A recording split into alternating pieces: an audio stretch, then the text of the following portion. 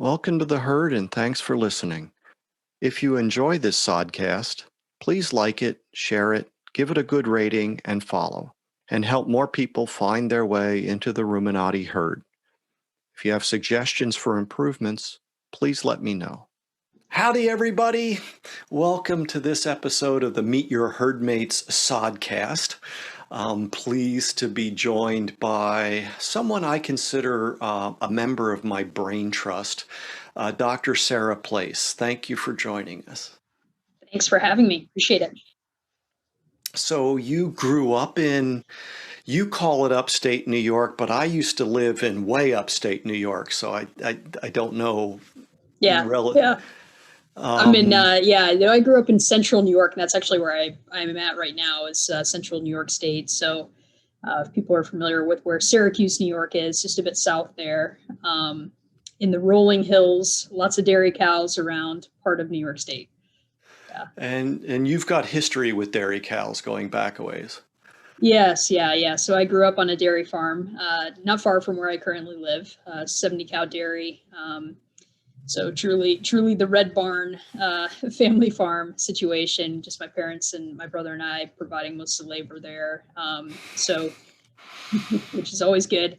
And I always joke that they were dairy farmers until I went to grad school. I was the younger child. And so that was the end of the free labor situation. So then they made a very wise decision and they got out of dairy farming, right? Because it's fairly labor intensive.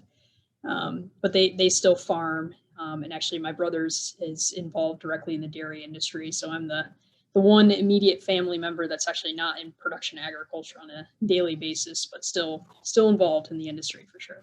But your brother's dairy is not bovine.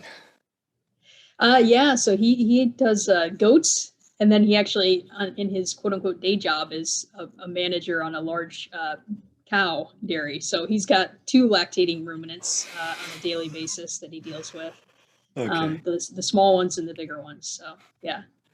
And again, if we look around the world, we can see buffalo dairy and we can see sheep dairy and other ruminants serve in dairy globally. So when people talk about global dairy industry, it's multi-species.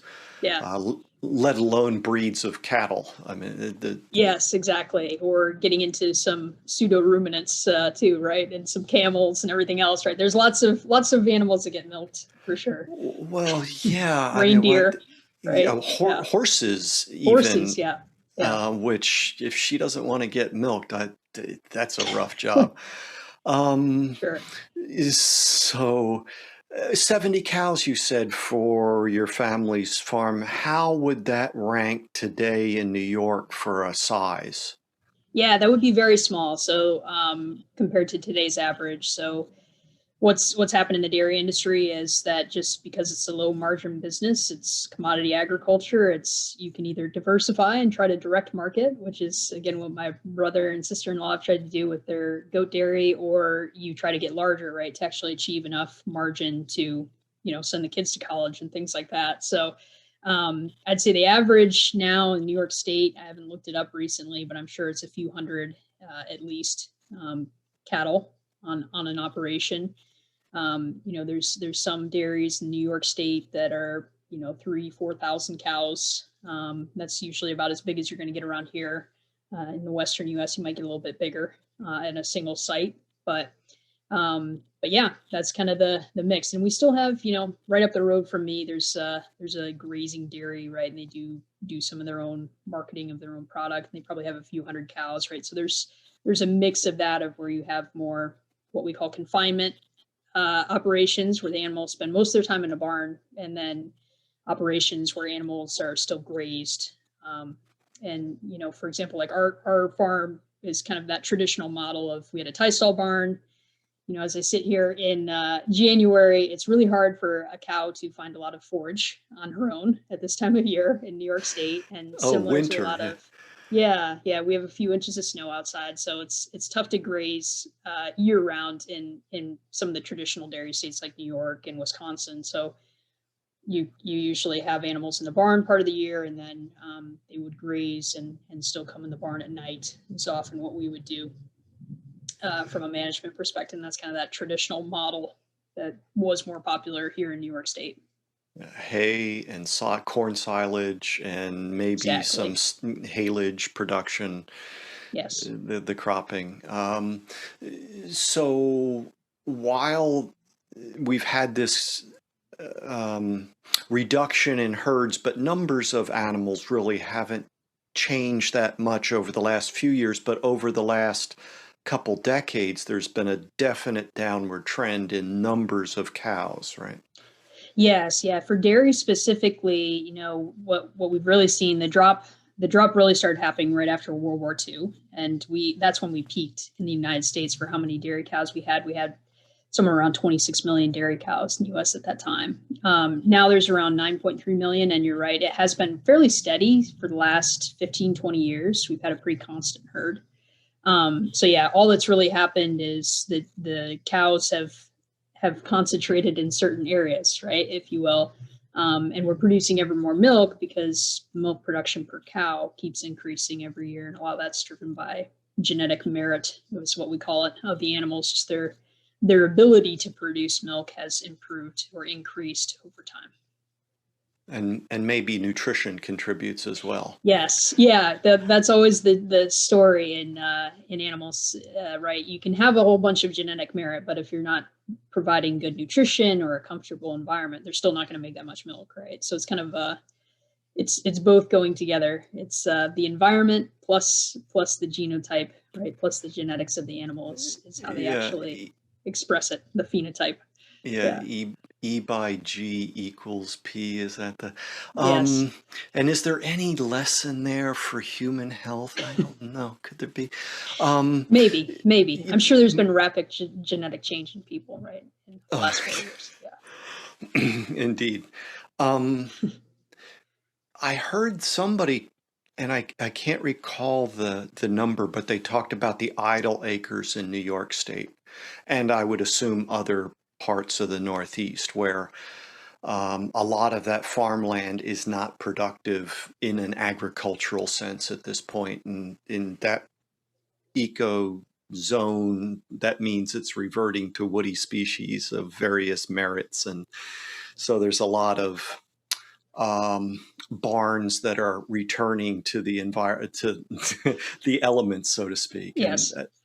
that always kind of makes me sad to see those buildings. And then at the other point, I realized that those were tools that were built for a specific purpose, and that system has kind of moved on, and you wouldn't use those barns the same way. You mentioned a tie stall. Yes. Um, Yeah, which people probably aren't familiar what that means, right? But yeah. so why don't you tell us what a tie Yeah, stall? yeah. So this is kind of the older traditional barns where when an animal was in the barn, they were in a stall. And as tie stall kind of implies, the animals were usually tethered by their neck in some way to the stall, right? So they couldn't walk out of their stall and roam around the barn and cause a mess and cause a ruckus, right? So from a standpoint of how we view that from a behavioral standpoint for the animals, I think people can understand, well, if an animal's tied to one place for a long period of time, there may be some challenges there with them expressing all their normal behaviors, right? They're obviously not going to be able to move around that much, even though they can, of course, stand up and lie down.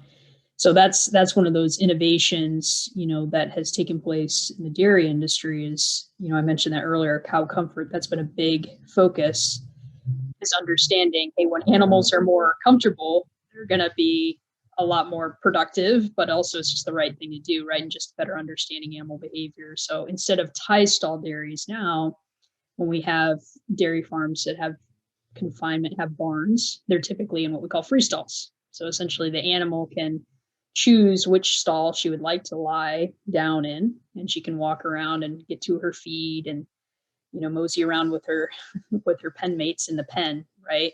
And usually the stall itself is definitely designed for her to be able to easily get up and lie down. That's one of the other challenges sometimes with tie stalls, is getting into the biomechanics of how cows get up. They like to lunge forward and then rock back, and so that takes a lot of space. And so those free stalls are designed for them to easily do that. And most of them now they're bedded either with things like water mattresses or sand is a very popular bedding material for cows. So you can kind of think of them as, laying on the beach most of the day is what they're doing in these modern freestall barns. I spent a little time, again, upstate New York, St. Lawrence County. There was a 2-year school that I went to. That's where I got introduced to agriculture. And they had, again, one of these old farms. I mean, this barn goes well before World War II. And it was built, I think, for, 1940s era Asher cattle. And they were trying to run Holsteins in it. And so it wasn't tie, it was a stanchion, but the stalls weren't long enough. No. And so you spent a lot of time cleaning the alley with a snow shovel. But that's just a digression. So you grew up on the farm, went to college, but you went to college in agriculture. You didn't try to escape it. So there was a desire to kind of stay in it, but maybe in a different Yeah. Yeah. way. Yeah. I contemplated doing something in history or something like that, but I ended up staying in agriculture. So I went to a 2-year school first, actually here, a SUNY school, SUNY Morrisville, and got an agricultural business degree. And then went to Cornell University for an animal science degree, a bachelor's there.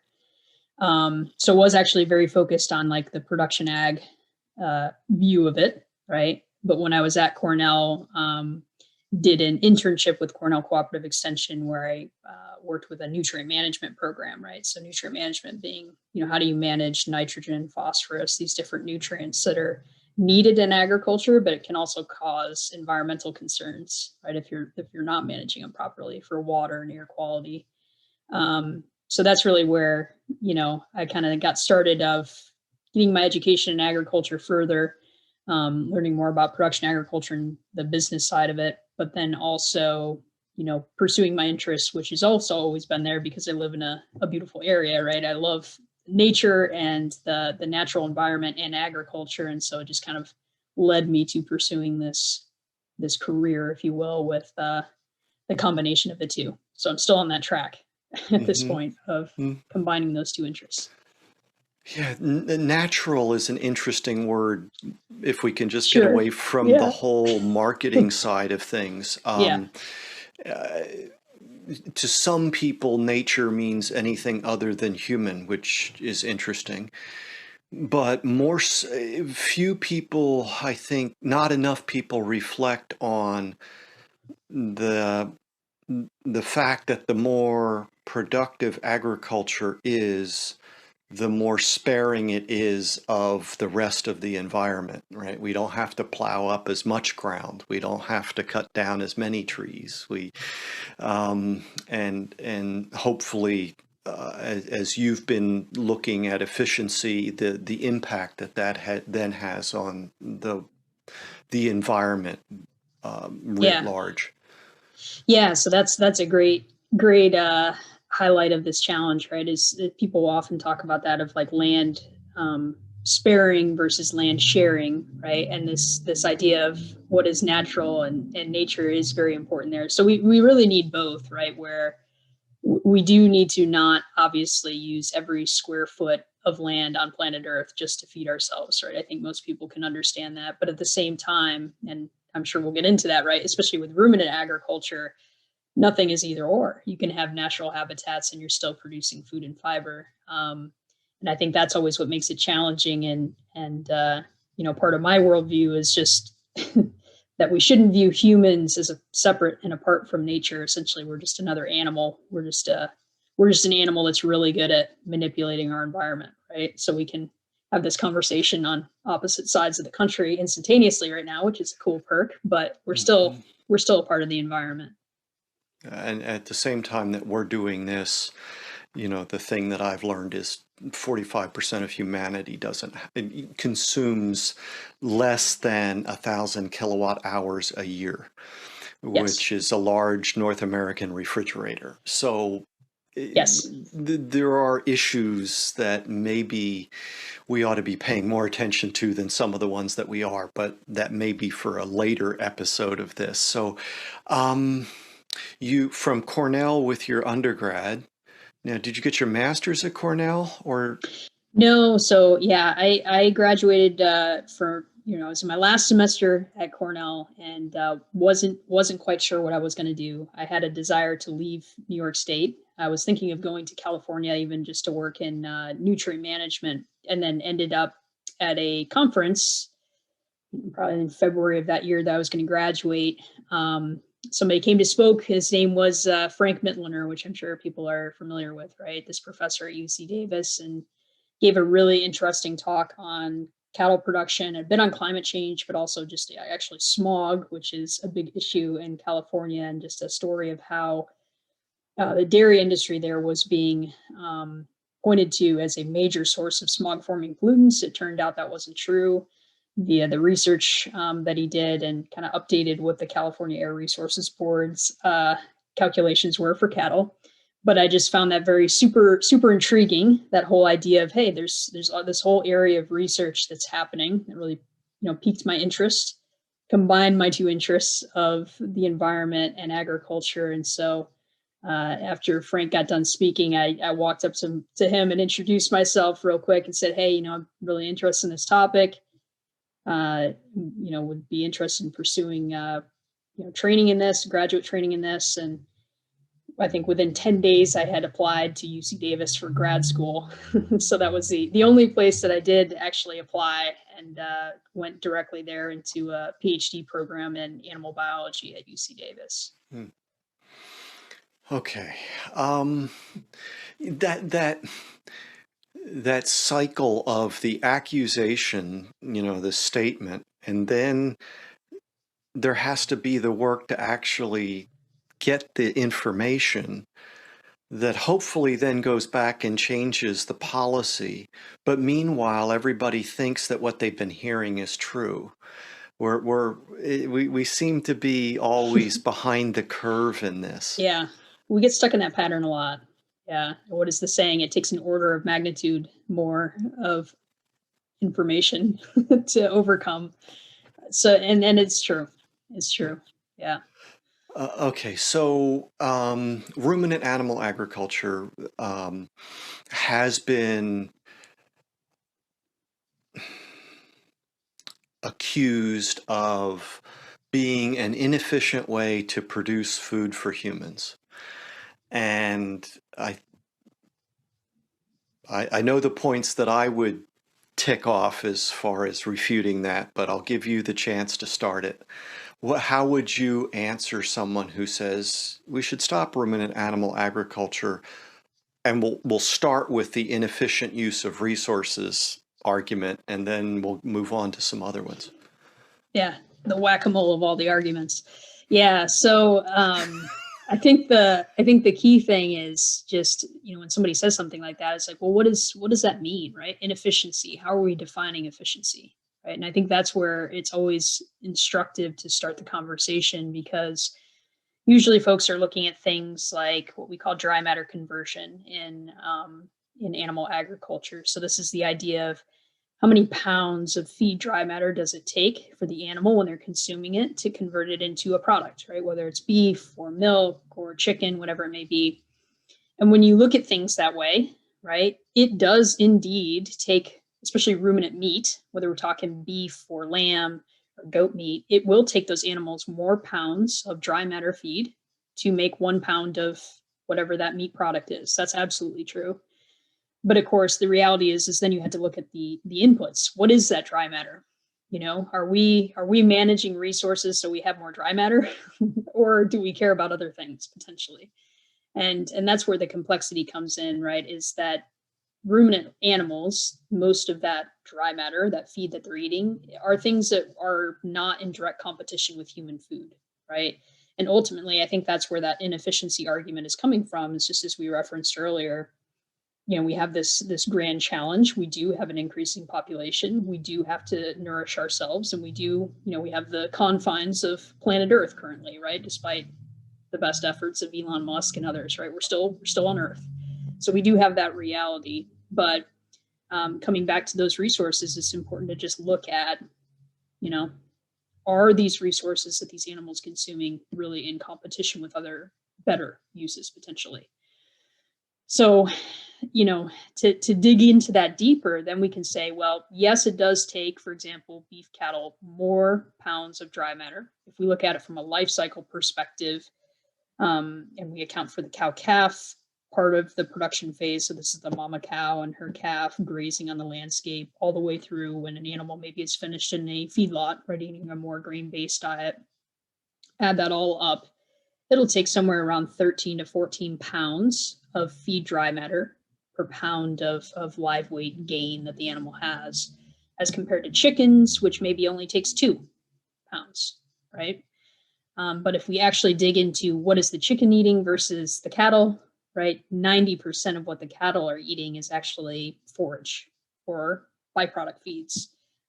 Things like dry distillers grains or things like cottonseed meal, materials that are byproducts from other processes, byproducts from plants that we can't eat, that we then feed to livestock and make, or we say upcycle, right, into higher quality protein. So it goes from a ratio of 13 to 14 to 1 and 2 to 1. Then if you actually account for those differences in the feed composition, it's nearly the same in terms of pounds of human edible inputs per pound of live weight gain, right, across cattle, pigs, and chickens, which is actually pretty fascinating, right, that the ratio is relatively similar. So I think that's one of those places to start with that conversation. You can dig even deeper and get into, say, protein, and the quality of the protein, because that's the other complexity, is that's the other advantage of ruminants, is what they eat doesn't have to be as high quality feed as compared to what pigs and chickens have to eat, because they're like us, they're monogastric omnivores, right? Yeah.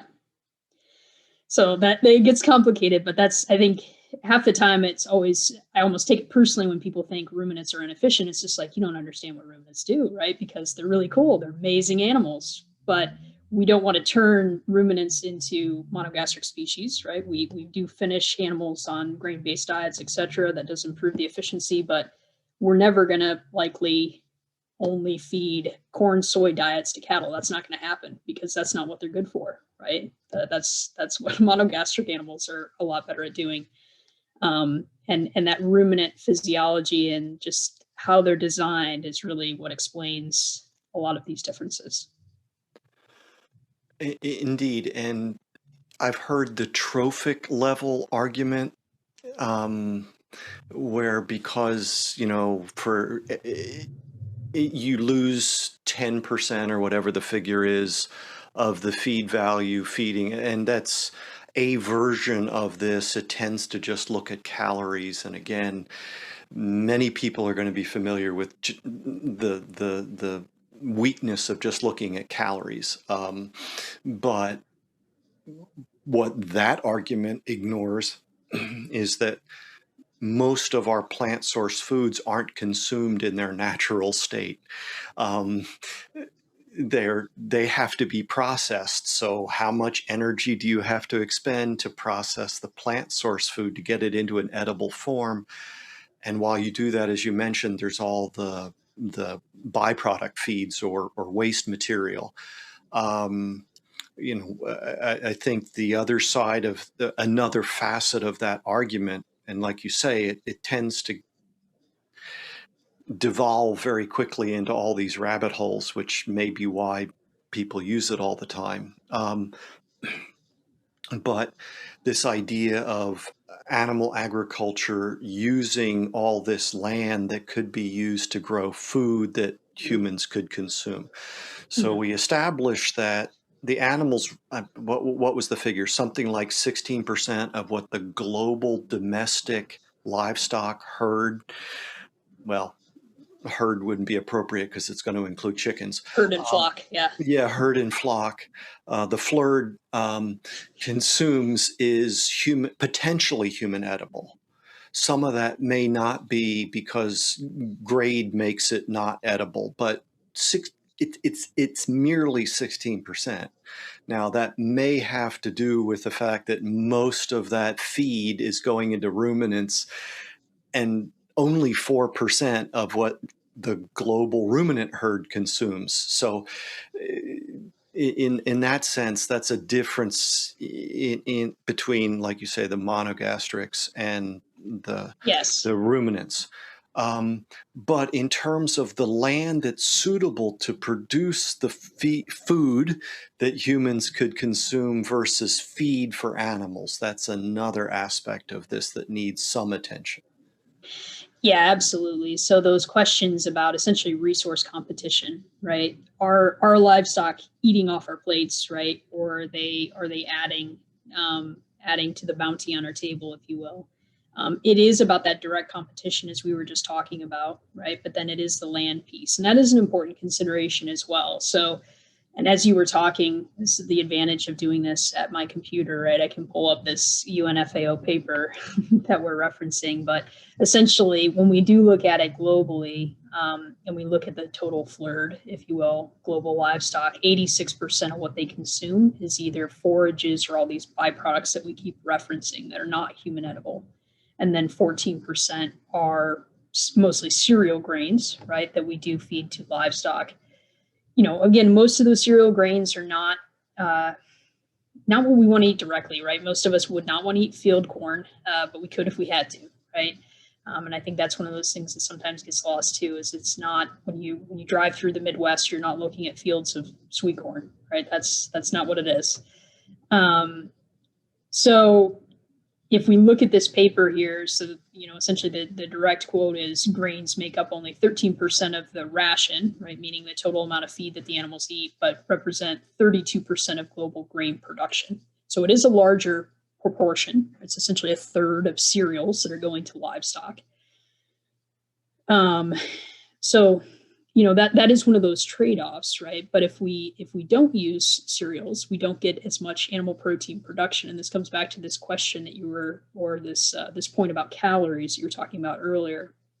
And there's always going to be a balance between, our global food supply of the way it looks right now is it's more heavier tilted towards calories coming from plant sources, and then protein, and especially high quality protein coming from animal products. And ultimately that's because that's why we domesticated livestock, right? Is they concentrate nutrients and use energy from plants in ways that are desirable to us, right? And concentrate those nutrients and that protein in forms of food and useful outputs that we use, right? Whether it's wool, whether it's draft power historically, whatever it may be, right? And that's what's super key. It kind of gets back to that efficiency question earlier. When people will focus on the energy, is the question is like, well, are kilocalories truly the one measure that we should be looking at when it comes to security for food, right?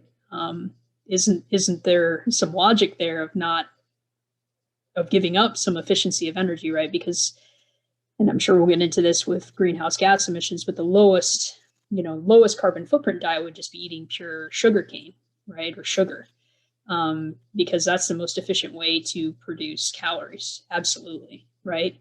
But we know, of course, nutrition and providing a robust food supply is more than just calories. And so that's probably why this conversation usually goes off the rails. Is it's all about the shades of gray, and it's all about a spectrum, like everything in biology. It's a bell-shaped curve. There's going to be some optimum somewhere, right? But either or doesn't work very well in this conversation. And I keep struggling to express it, but animal agriculture and crop agriculture is already integrated. Yes. And it looks different when you're in Africa or Southwest Asia or North America or Western Europe. In the latter two, it tends to have gotten separated as farming systems have specialized. Mm-hmm. But even there, it's still integrated, but in sort of different operations, different space. So we keep referencing the byproducts in the Pacific Northwest. There's a lot of potatoes produced, for example. And in the processing of potatoes, there's a great deal of waste material that ends up going into feeding ruminant animals. And so in that way, we could also see where you were in Oklahoma, there's a fair amount of grazing wheat pasture in the wintertime, but they're still gonna maybe harvest a wheat crop from that same land, that same cycle. And so now we have this, it's not either or in terms of land use for the enterprise. So all of this is more nuanced and complicated than typically gets represented. And I'd Yeah. also, yeah, we also need to recognize nobody just consumes protein or just consume. I don't sit down to a big plate full of protein. I sit down to maybe a big piece of steak which contains protein, but it also contains energy from the fat. It also contains all the vitamins and minerals and nutrients in their most available form. And yet we keep talking about things in this reductionistic approach of let's maybe start moving towards the Yeah. footprint conversation, because it's my impression that a lot of those comparisons tend to be pretty simplistic. We're going to compare pounds of protein from plants on an equal basis with pounds of protein from animals and try to make some environmental comparison. Yes, yes. And I think just to put a bow on this land question, I mean, the way I like to frame it, of if we think about land and land footprints, right, the same idea of footprints, there's kind of three main things, and you've just highlighted. One is that multifunctional land use, right? 1 acre or 1 hectare can produce plant source foods for people, and it can produce animal source foods at the same time, right? It's not either or, as you just referenced. The second thing is the suitability of land, right? Uh, Even though I said yes, a third of cereals are going to livestock, when you look at the total aggregate land use, quote unquote, use for all livestock, most of it is for grazing, and it is lands that we can call marginal. I never really like that, calling it marginal, but it's a lot of it is rangelands, right? Lands are too arid, too rocky, too steep for us to cultivate. Or if we did cultivate it, it would probably lead to poor quality land use. And that's really the third point, right? Is we had to think about not just suitability, but quality of land use. You can do something that minimizes land use, minimizes things in the short term, but if it leads to a whole bunch of soil erosion that after 50 years you don't have a productive system anymore, then that was obviously not very sustainable, right? It's kind of almost related back to this question, or this footprints question about nutrients, right? You could focus just on solely on one and maybe be okay for a while, and then the wheels would fall off eventually, right? And so that is again this whole holistic picture that we always had to have. So on the footprints specifically, right? That's where when we talk about sustainability, there's always, everything is chock full of value judgments. This is not an objective scientific field, right? That has to be said, right up front, because we're making decisions about what we're valuing most. And that's always happening when we think about footprints, because ultimately the simplest way to think about it is it's just as a fractional representation of something. One thing over another, right, is what we're looking at. We can make it an index in the denominator. We can make it a single thing like pounds of protein or kilocalories, right? And that's often what you'll see when folks will compare carbon footprints, for example, of foods. It may be greenhouse gas emissions per kilocalorie, right? And if that's one of the things you're looking at, that may be a fair metric to look at. But if you say that is truly sustainability, I think that's a bridge too far, right? Because that's essentially saying the most important thing in the world to minimize is greenhouse gas emissions, and the most important thing to maximize is kilocalories, right? Again, I don't think that's necessarily always going to be true in all situations. So that's part of the challenge there, right? And to your point about protein, if we look at most publications, it usually is just crude protein that we're looking at, right? And in the nutritional feed analysis world, crude protein is just, truly what is the nitrogen content of whatever the feed is, right? And then just assuming usually that protein is 16% nitrogen, right? So we just figure out the total amount of nitrogen. We say, okay, 16% of that's protein, and or for protein, 16% of it is nitrogen, and we call it good, right? And obviously, as folks will know, is there can be big differences there, both in terms of amino acid composition, which is truly what we need, and how digestible it is, right? How well are you going to efficiently digest said crude protein, right? Those things can vary, and so there are alternatives out there taking that into account. Different scores for protein that we can try to look at that. And usually when we do start to correct for that, again, some of these, just like with the feed conversion example, some of these dramatic differences start getting a little bit tighter, right, between plant and animal sources, because again, it just makes sense. That's why we have livestock, is they make things a lot more digestible for us, typically, from a protein perspective when we look at protein quality sources.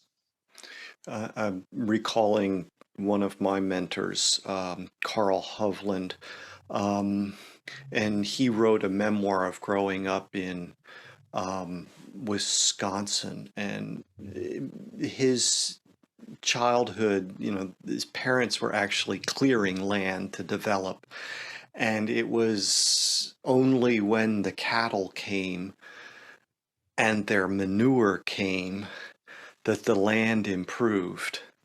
And so today, I think it's something like over half of the world's fertilizer ends up coming from livestock, and most of that's going to come from ruminants.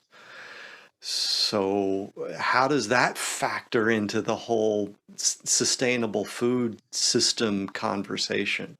Yeah. And as I referenced earlier, right, I did that internship in nutrient management, right? That's kind of one of the clunky ways we talk about that. But what's to take a step back, right? There's we can put boundaries around this whole discussion of just thinking about, what the first law of thermodynamics is, right? You cannot create nor destroy energy or matter, right? And so that's important to think about in agricultural systems, is that this is why we see a lot of interest in sustainability of reintegration of livestock and crops, right? Because ultimately, if we think about a given plot of land, right, what's happening every single day when it's not like it is outside for me and there's 3 inches of snow and everything's not not photosynthesizing at the moment. But when we have that activity, right, we have a bunch of carbon coming into the system out of the air with photosynthesis. We got nitrogen coming into the system, being deposited, or we have fertilization, whether it's from the animal manure or truly synthetic fertilizer outside of the system. The animals or the plants themselves are growing, right? So there's this cycling of carbon, cycling of nutrients, nitrogen and phosphorus, that's taking place. And so what's important with livestock is, if you have a system like that, right, is, as we've referenced with these byproducts, essentially byproducts are, we've produced this plant, right? And now we've used a fraction of it. The ratio roughly is, for every 100 pounds of human food that comes from crops, we have 37 pounds of byproducts that get left over, right? So that 37 pounds is energy from the sun, right? Carbon from the air, nitrogen, phosphorus, that's now just sitting there, right? So what are we going to do with that? It makes a lot of sense to run it through an animal and essentially take that 37 pounds of byproducts and capture another fraction of it in the animal, right? As meat or as milk or as wool, whatever it may be. And then that fraction that gets captured can be used by people, right? That's great. But then there's another fraction that comes out the other end of the animal, right? And that's manure. And that can be a great fertilizer source, right? So hopefully that's clicking. This is probably not the best explanation for people, but essentially we're always just moving energy and nutrients around. That's what we're doing in agriculture. When we get environmental problems, it's because we've concentrated too many nutrients in an area that's not being exported back out to where once it came, right? And that can be a fair critique of some agricultural systems, where we import many nutrients from feed and we do not export equivalent amounts back out, right? That can be a challenge. Or if we have a cropping system where we can call it mining the soil, right? We are just exporting nutrients. We're growing continuous corn for 40 years, right? And we're not doing anything different. In that situation, you can be depleting the soil, right? Because you're essentially exporting nutrients out. And so hopefully that makes sense. Again, it's about that fractional capture and returning nutrients. And that's where having oftentimes livestock reintegrated actually on the same piece of land, or as you referenced earlier, right? More times it can be even regional partnerships where you're moving those nutrients back around to where they came from, right? Or getting nutrients back to those areas. That's ultimately the challenge in agriculture at a macro scale.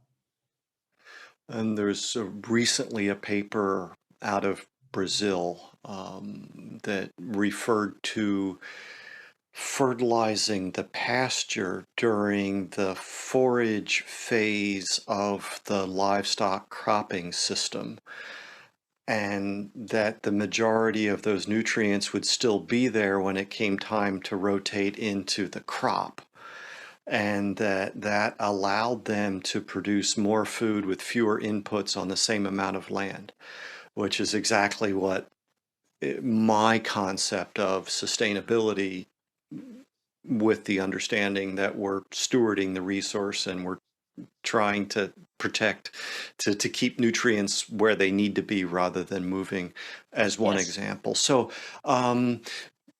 it seems to me that too often sustainability, and I'm using air quotes, is only focused on ecological or environmental issues. And I think it would be fair to say that there are other factors that must be considered whenever we're talking about sustainability in a serious fashion. Could you talk a little about?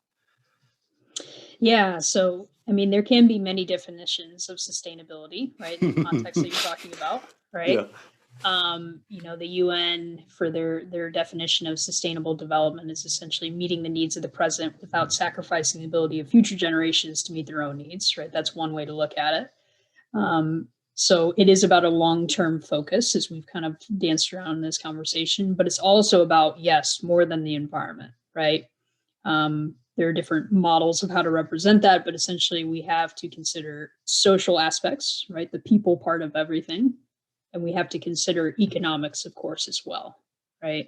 So always, especially when I'm talking to agriculturalists, to farmers and ranchers, right? It's like number one, you got to be economically viable, right? Or all this conversation sounds good, but who cares, right? Because if you can't stay in business, that's just the reality of what we're dealing with. You're not going to be sustainable. So having a system that's economically viable, but that at the same time, obviously supporting livelihoods of people properly throughout the whole system, and creating affordable food. But we, of course, as we've brought up in this conversation, I mean, there's inequalities and other things that can happen there that could be challenges, right? But those are some of the aspects from an economic perspective we have to consider.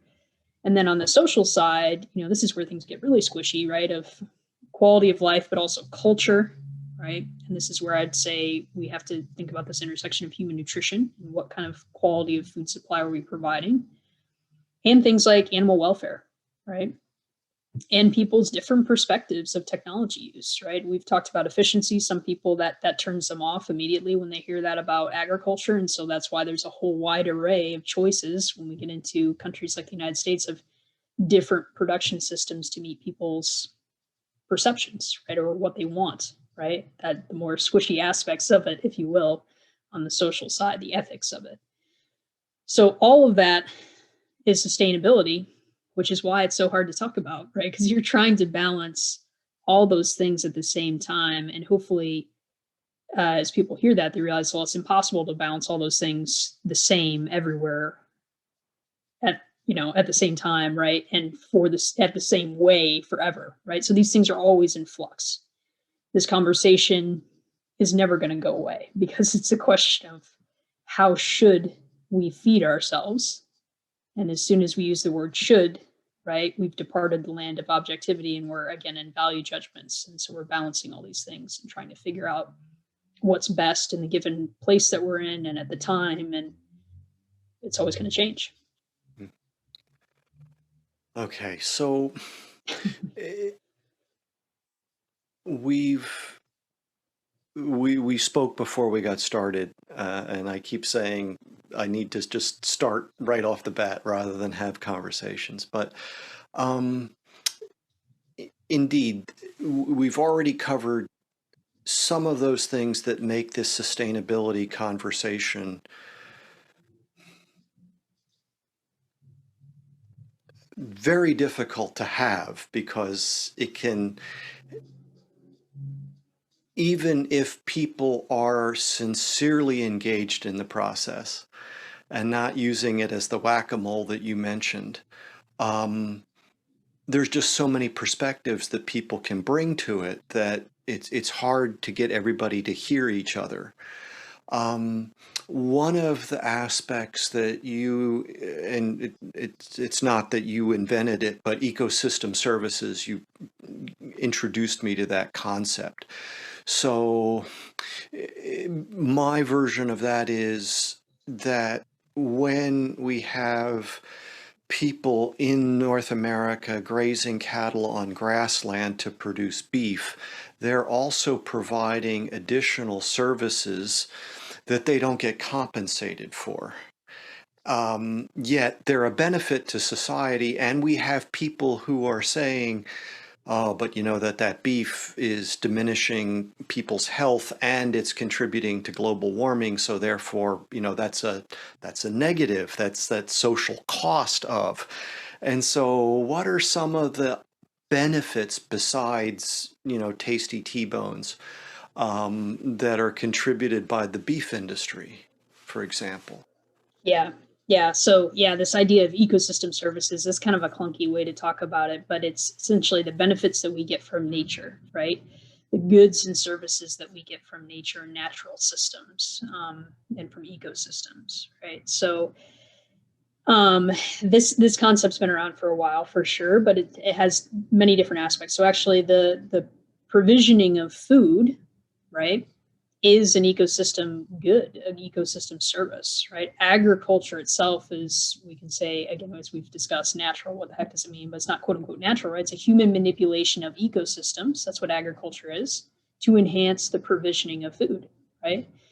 And so when we think about, again, ruminant agriculture, beef cattle production systems, in the United States and many other parts of the world, is they tend to be in less managed environments, right? Environments that are a little bit closer to what their quote unquote natural state was, right? Especially when we think about grassland ecosystems in the western half of the United States, from sagebrush, high desert areas to more tall grass prairie areas like in the Flint Hills of Kansas, right? So a whole wide array of grassland, rangeland systems.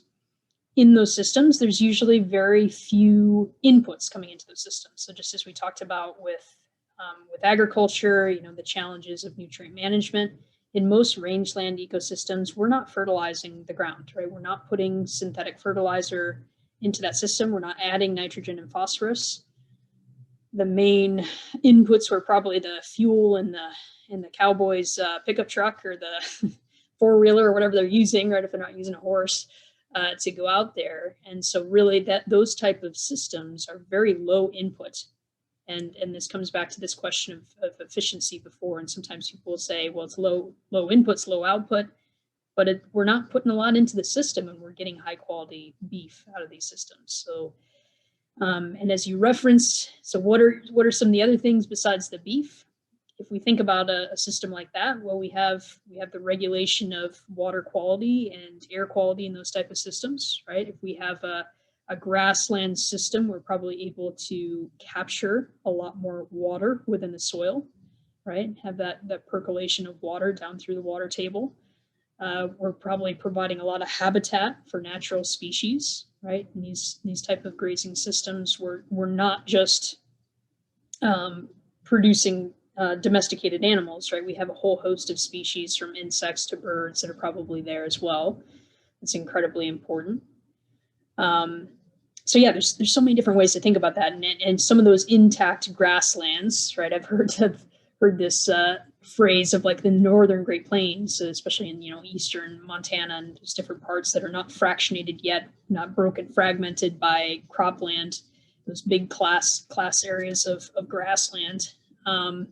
I've heard that described as the kidneys of the Mississippi, right? Essentially, is it's still area that is intact, that is not, again, having a bunch of nitrogen or phosphorus imported into the region. And so from a water quality standpoint, that's one of those services that those ranching lands, mostly occupied by beef cattle, right? If there is the agricultural production happening there, that's an ecosystem service that they're providing. So many examples there of ecosystem services, but back to your point, your question, right? That's the challenge, is we don't really look at this in a really holistic way of the costs and the benefits, the social costs and the social benefits completely, right? We look at things like, again, greenhouse gas emissions. We could argue in some cases an ecosystem disservice, but we're not looking at all the other positive attributes either. Yeah, so fire suppression is one. There's just the aesthetic value. I may be biased, Cultural but value, yeah. I think the aesthetic value of well-managed grassland is far superior to, I don't know, a wheat field. I may be biased, but there's a difference there. And you mentioned wildlife and the diversity. And when we produce feed for livestock, there's a lot of wild ruminants still in North America. And one could argue that the pressure on them is reduced because we have the herds of domesticated ruminant livestock. So there's much more to be considered, and it won't surprise you or many of the people listening that I want to extend the conversation through the health of the consumer. And there's an environmental footprint to chronic disease, and that's work that I think it's fair to say has only begun to be done and needs much more attention. People will say things about the impact of livestock. Well, and typically it's cattle, right? Again, it gets simplified. It's not all livestock, it's the cows. And it even gets to the point where maybe it's my filters, but they want to talk about emissions from agriculture, so they put a cow on the graph. Right. Wait. No, we're talking about all of agriculture here. Why is it just the cow? And you've spoken probably more than you want to about cow gas. That's probably something that we just need to make sure everybody knows which end of the cow the gas is coming out of. But if we start on a global basis and look at the emissions attributed to all of agriculture and livestock agriculture, what would those numbers look like? Yeah. So, and this is when you start talking about statistics of greenhouse gas emissions, right?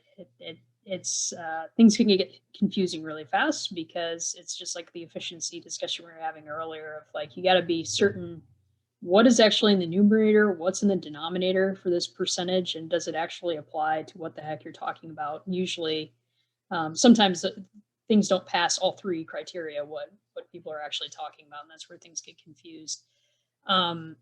So if we think globally, right, the latest numbers that we have, where we have a comprehensive analysis of global livestock production, actually relates back to 2010, which is pretty outdated, but that's where we're at. And same actually with the official global statistics for from the IPCC for greenhouse gas emissions, the fifth AR report from them. So in that year, we had about 49 gigatons of carbon dioxide equivalents that got emitted in the world.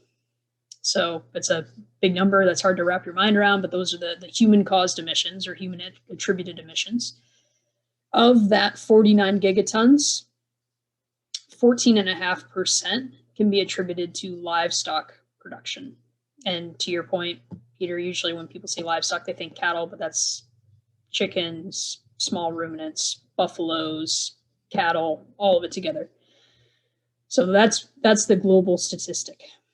If we were to look at, it varies, right? But some will say all agriculture and land use together is like 24% of emissions, or it was roughly back then in 2010. So you could say 14.5% is animal ag, and then 10% is crop ag, right? If you wanted to split it very roughly that way, right? And of course, that means actually the majority of all emissions are mostly coming from fossil fuels globally, and they're growing. And that's actually the problem when we think about climate change. But I digress, right? If we just want to go down this breakdown of greenhouse gas emissions. So when I say 14.5%, it's all livestock. And I think I said life cycle emissions. So what that means is we're actually accounting for all the feed that goes to livestock. Right. So this discussion we had earlier about how much cereals are going to livestock, the impacts of growing those crops, the impacts of harvesting those crops is all contained within that 14.5%, as is a category called land use change. So for example, if there are pastures established in Brazil, for example, that were recently forests or recently another land use, the lost carbon sequestration potential and the emissions from that conversion are also attributed to livestock. And that's all included in that 14.5%. Okay, so it's comprehensive. And frequently that land use is a process that ends up with that cattle pasture becoming soybean fields. But it always gets dinged to the cattle. but I digest. Yeah. It's complicated, right? Because you got to be at the on the ground realities of like, well, why are people doing this? And does you not eating beef somewhere in the world actually change the on the ground reality? You can go really far down a rabbit hole there too. But it's important for people. Included. It's all in there, and that's the global number. But so if we were to break it down, so this is where when you read an article, you often, again, people talk about cattle and they'll say 14.5%. But if we truly wanted to break out what's the global cattle number, roughly 6% of global emissions are beef, and another 3% are dairy cattle. So if we add all cattle together, it's about 9% of global emissions. And that too, that 9% is a life cycle number. So that includes, again, deforestation, crops, everything all together.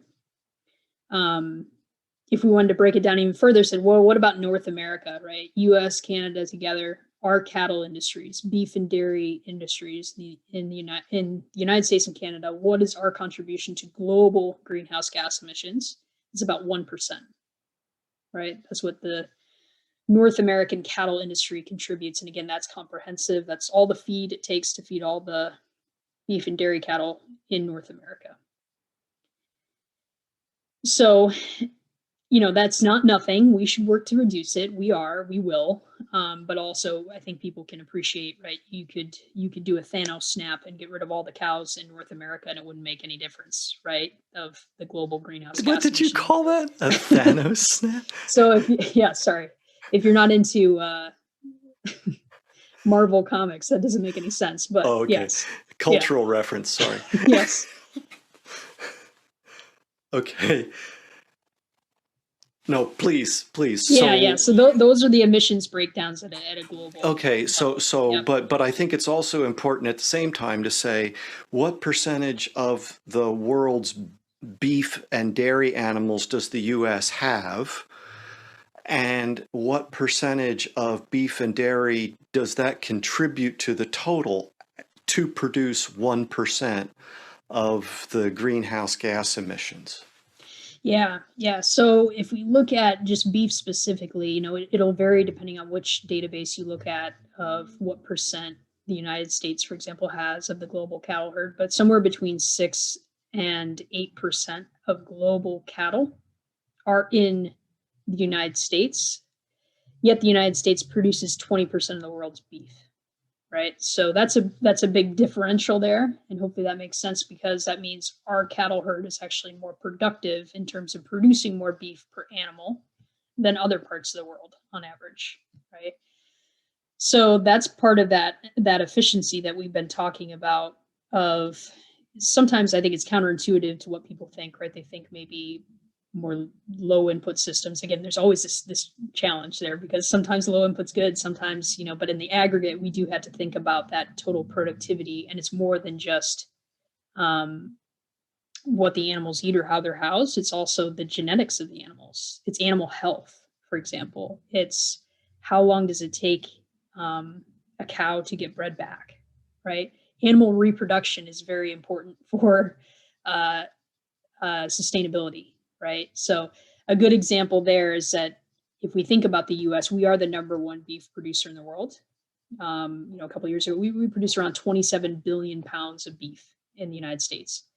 And we have a cattle herd somewhere around 94 million head, January 1st of the year, right? So that's all beef and dairy cattle together. So 27 billion pounds, 94 million head. If we go down to Brazil, Brazil is the #2 beef producer in the world. They produce 21 billion pounds of beef, roughly. So 6 billion less than the United States. But their cattle herd size, all beef and dairy cattle together, is like 220 million head. So Brazil has over twice as many cattle as the United States, and they produce less beef. So hopefully that makes sense. This is where these differences come in globally. And so we can use global stats and we can talk about things globally, and that's useful at a global scale. But as that example just illustrates, if we took a global stat and applied it to the US or applied it to Brazil, it doesn't make any sense anymore, because now again, our numerator and denominator aren't lining up to what we're talking about, right? And so that's where, if we want to have these discussions regionally, we have to use regional stats, because things are very variable around the world. Well, and it also points to some people entertain the simplistic notion that eliminating livestock agriculture would make a meaningful reduction in emissions globally. And it's important for people to understand that, in fact, improving the productivity and efficiency of existing systems globally would make a greater impact in reducing the emissions. And then there's the reality of too many people in the world don't get enough animal source food. And so increasing the efficiency would likely lead to an increased productivity while lowering the emissions in this case. And then we'd have to look at the other factors as we've been talking about. So I think it's really important for people to get all of this, at least hear it if they don't fully grasp it. And we should talk at some point about where people can go for more information and good accessible sources. Maybe now's a good time, but I do also want to touch on there's this question. Okay, so in the US, just to look at US, we have a segment of the emissions budget that's labeled agriculture, and that's somewhere around 9 or 10%. And yet at the same time, we have estimates for the amount of carbon sequestered already in the US under current practices, under under ag, forestry, land use. So let's get an idea of where we are in terms of that budget, and then talk about some resources for people to look for. Yeah, so if we look at the EPA greenhouse gas emission inventory that comes out every April, roughly, as you said, right, roughly 9% of emissions are coming from agriculture, which is all crop production, all livestock. And of that is a split of roughly 5% coming from crops and 4% coming from livestock. Right? Which includes the crops grown for the livestock. That 4%? No, it does not. It includes, okay. And this is the challenge with the US EPA inventory is it's all what we call direct emissions, right? So directly attributed to. So you'd have to do some guesstimate there, right? Probably if we allocated the crops, split them between the two, whatever it may be 6.5, 7% for livestock. I don't know. That's really throwing spaghetti at the wall there, right? Because that is not a quantitative analysis. Yeah. Okay. Yeah, but ultimately, like we said, right, it's all integrated, and that's where it gets tricky to allocate between the two, because nutrients are cycling between them. But that's the 9%, right? And as you said, we also, in the EPA inventory on the sinks, what we call carbon sinks side, we have agriculture, agricultural land use change, and forestry, that if we look at that category, removes carbon every year out of the atmosphere, which is equivalent to removing essentially 11% of the total greenhouse gas emission inventory, right? Now, the fossil fuel sector may want to claim that land use for themselves, right? But if we did just look at agriculture plus those removals and we added them together, it would be a negative number, right? We actually remove more total carbon emissions from all the land use, food, fiber activities, right, in the United States than we add. Yeah. And one more thing to hammer on is that the emissions are of a different type depending on whether we're talking about biogenic or the transport, power, other energy, other industries. Yes. Yes, this gets complicated, right? But if we think about, we've kind of referenced ruminants, and yes, they produce methane. They mostly belch out the methane. It comes from their mouth. And methane is one carbon and four hydrogens. And if we think about where did that carbon actually come from in that methane molecule, well, it recently came from a plant, right? It was in the plant, captured the carbon from the air via photosynthesis. And when the animal eats that carbon, some of it gets retained in the animal, some of it gets excreted out of the animal in the form of manure. A lot of it gets respired, just like you and I are respiring photosynthetic carbon at the moment. And then that small fraction, somewhere around 1 or 2% of the carbon gets emitted as methane. And then what happens to that methane when it gets into the atmospheres after about 10 or 12 years, it will get broken down, it will get oxidized, a whole series of reactions to CO2.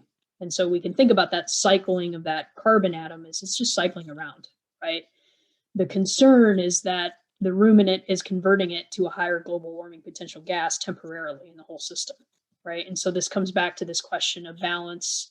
And are we dramatically increasing the total rumen capacity in the world is ultimately the question. Are we dramatically increasing total methane emissions that are coming from ruminants, right? And that biogenic carbon source or not, right? And in the United States, it's hard to point to enteric fermentation in ruminants as a major source of driving up methane concentrations in the world, just because our ruminant herd has been going down for decades, right? So it's really hard to make a direct correlation. You can get more into the weeds. You can look at manure methane from dairies, from swine operations. That has increased according to the EPA, right? So again, it's not that we shouldn't pay attention to methane. I want to make that very clear. We should. In any place we can reduce it, it's good. But hopefully people are gathering all this. Like, agriculture has a role to play. It has a positive role to play in climate change. It can be part of the climate change solution. It is not the major driver of climate change. It is not the biggest source of carbon emissions, right? That's true globally. That's true here in the US. And the other, again, thinking about costs and benefits, you can't have something that's 100% efficient. There will always be nutrient losses. There will always be emissions. The question is how the whole system is functioning and the reality that we got to eat, right? We got to feed ourselves. This is not an optional activity. So we had to balance all those realities at once when we have this conversation. Excellent. Yeah, there's a lot more to cover here, but this is probably enough of a serving for one break. Where would you suggest people go for, I struggle with the right adjective because I don't want to label things necessarily, but the information that could help people become better informed on the subjects that we've been talking about. Yeah. So, some of these statistics that are related to beef in the U.S., my prior job before working with Elanco, I was with the National Cattlemen's Beef Association. And so that organization has a really good website called beefresearch.org, that if you go onto that, you will be directed to click on a beef sustainability page. And there's a whole bunch of fact sheets on a lot of these topics that we've discussed in more bite-sized chunks. And also those fact sheets, they lead you back to the primary sources as well if you want to actually get into the scientific papers. So that's one good resource that's out there that is beef focused. I think the Clear Center at UC Davis is obviously another great resource, right, in terms of explainers of some of these topics, especially around environmental topics. And so if you Google that, you will be directed there. Those are great resources for sure. I think Frederick's website, or Frederic Leroy, or however you say his last name in the French accent, is probably a good one to go to do a deeper dive in some of these topics as well. And again, for anyone that's really interested, all those resources will lead you back to the primary sources. And I think that's what's important, and reading those with an open mind and realizing that all this is in flux. That's truly the way of science, right? As we learn more, we put more out there. Things are not static. And it is more looking at it holistically in the whole big picture, because we're at that stage now, especially even in the peer reviewed literature. You can find a paper that fits your bias, whatever it is, right? So it's always good to look at everything in an aggregate, and realize that there is no perfect answer, but these are some of the complexities in this space.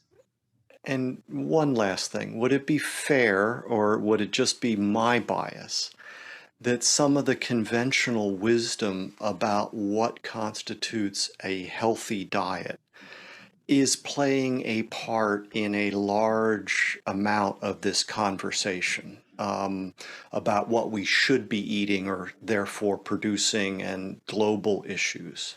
Is that a That's fair. You cannot pull apart people's perceptions of nutrition, their perceptions of the ethics of animal use, and the environment today. They're all completely muddled together, and I think that's why when if you want to have a robust debate, say something about meat on Twitter, right? Even in today's environment, you'll get some responses, right? And it's just because no, people really? have, yeah, people have strong feelings about it on all sides, and I think that's really why. It's because all those issues are all tied together, and questions, again, ethical questions, morality, all sorts of things get lumped together, and again, it's hard to separate out what are truly knowable things and what are things that are essentially based in each of our own values, which is, again, totally fine, but we need to sometimes delineate which is which when we have these conversations. Excellent. Thank you so much for your time. I appreciate what I've learned from you over the years, and it's always great to spend a little time visiting. But thank you very much for having me. Appreciate it.